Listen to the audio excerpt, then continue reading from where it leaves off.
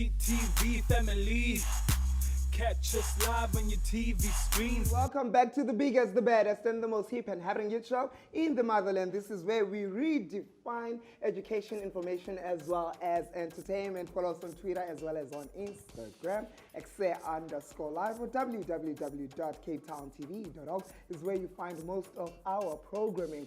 0603918464 is that WhatsApp line where you can send us e-voice notes as well as e-video messages. Kuthiwa into emnandi iyaphindwa and Awonke dragged uThozama back to the chair while she was walking out. Wathi vuyisile who? Yeah, because I have a lot of questions concerning a career path. I know a lot of people, if you're not stranger to the show, you know how I feel about beauty pageants. I'm not a hater of beauty pageants. He is. I just don't understand the concept of it. Do you feel like the plus size side of it is given enough attention as well as, then let's call it the normal one? Definitely not. What do you think can be done to improve that? I mean, they need to be more exclusive. They need to put, because for instance, making an example, last year with the Miss South Africa, just the normal Miss South Africa, there was some ladies. Hold your microphone closer to your mouth. Oh, babe. There was some ladies which were labeled as plus size, but you'd see their body like, oh, girl. I mean, you're not even half or whatever, but they're labeling you as being plus size. So I feel like those things need to change. They need to put real plus size women and not just Kevi, Kevi with the and all that, but those are just plus size. We need to see more plus size, real plus size women. A follow-up question, Glendi Kutobuzwangu Awonke.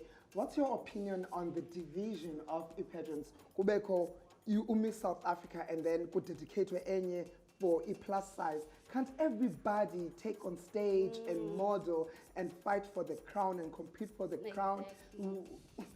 What's your take on that? That's a like I'm getting agitated just thinking about your question because they divide it so much. For instance, the plus size beauty pageant doesn't get as much attention as the normal South Africa beauty pageant. I mean, we don't even have the attention or whatever. We're just there, and I feel like we all need to compete and then get me the best woman win or the best man win. Don't worry, you've got our attention. That's why I feel like that's actually part of the reason why I have a problem with beauty pageants, because I feel like they play on insecurities. Imagine entering and then calling about your plus size. What do you feel like when you know what I mean? Even with the label plus size, doesn't sit well with me. When have you always wanted to do this anti-competition that plays on people's insecurities? I mean, it wasn't like a plan to actually enter. Yeah. For instance, I've always wanted to be a plus size model. So I remember I was just scrolling down my Facebook and then I see this ad, audition for Miss South Africa Plus World. Yeah. I'm like, maybe, okay, let me try it out, because I'm trying to get recognition out there. I'm trying to get out there. So I have to use every opportunity I see that will get me there. What do you mean by trying to get recognition out there? Is No, it as a a stepping stone? What do you want to do? Okanye? Is this your whole life? Is it what you want to do? Be my whole life, not just, I don't want to be a pageant girl my whole life. I see myself as just a normal plus size model. Modeling for plus size clothes, plus size brands and everything. Okay, so it was a breakthrough through the modeling. Exactly. Okay, I understand. So it's my way to there. It's still a way because I'm not there yet. Thozama, we wouldn't be doing justice to this segment if we do not tap on the issue that you spoke of earlier on. You spoke of mental illness.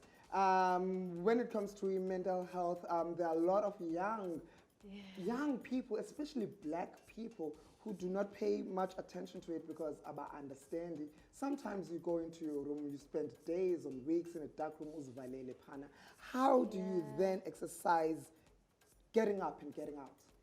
I feel like it's never easy. It's really never easy. It's one of the most difficult things.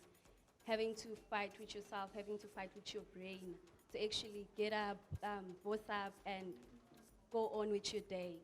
So, I've learned not to force myself. Sure.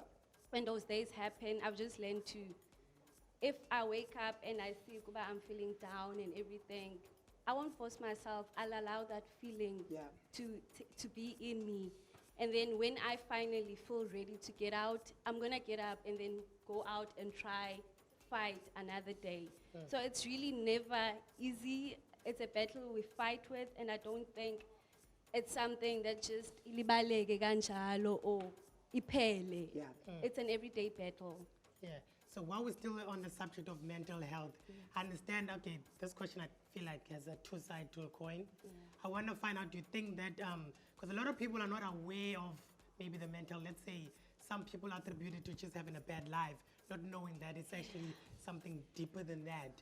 Do you think there's enough awareness created surrounding the mental health issue? That's one. Two, a lot of people just throw around the word, I'm depressed. I just maybe had a bad day at work, Llama wasn't nice to me. And then the next thing I'm tweeting, hey, I'm depressed. Yeah. Does that bother somebody that actually battles with? Because I understand, was talking about it on Twitter, talking about OCD. That OCD is not what you guys think it is. A lot of people think it's something cool, but oh, I'm so OCD. Not realizing that it's an actual disorder. Did you get my questions? Yeah. Awareness as well as how do you feel about the people that just use the term lightly? Yeah, before you answer, minus my name there, question, Just an because I'm example. always nice. It's just an example. It's very nice. Okay, I think pendule. I feel like one thing I've learned is if someone says they're feeling sad, regardless of how little into it that made them feel sad, I've actually learned to respect people's feelings. Okay. So if Umdu comes to me, they're like, I had a bad day, I'm feeling anxious and sad. Yeah. I don't know how their day was. Andihlali kubo, so I can't really understand their feelings. So I'm not one to actually judge and be like, hey, but it was just a bad day. Okay, Because I don't okay. know what goes on through their mind. Yeah. Because I Understand. know, Kutinam, especially with what you're saying, with OCD and everything. Yeah. You know, I have bad anxiety and everything. So I've had people just saying to me, hey, oh man, you're probably overthinking. You're probably stressed. Hey man, stop overthinking, stop stressing or whatever. But at times it's not even stressing or overthinking. Sure. You know, you just, sometimes you'll be out, for instance, I'll be out with my friends, clubbing or whatever, and then I'm having a few drinks, you know, and then the next thing is I'm feeling anxious, you know, I don't know what's happening, I start feeling sad and everything. I'm not overthinking at that time. I'm not going through something at that time. I'm just feeling anxious. So I feel like Abantu just need to be very open-minded. Abantu need to be very patient. People also need to be less judgmental because Abantu are very judgmental, and that is why Abantu, it becomes so difficult for them to actually speak. Sure. Of Right mental now, health. let's speak to you. Make sure that you don't go anywhere. There's more of Ekse on the flip side of this. JJ meets Whitefish.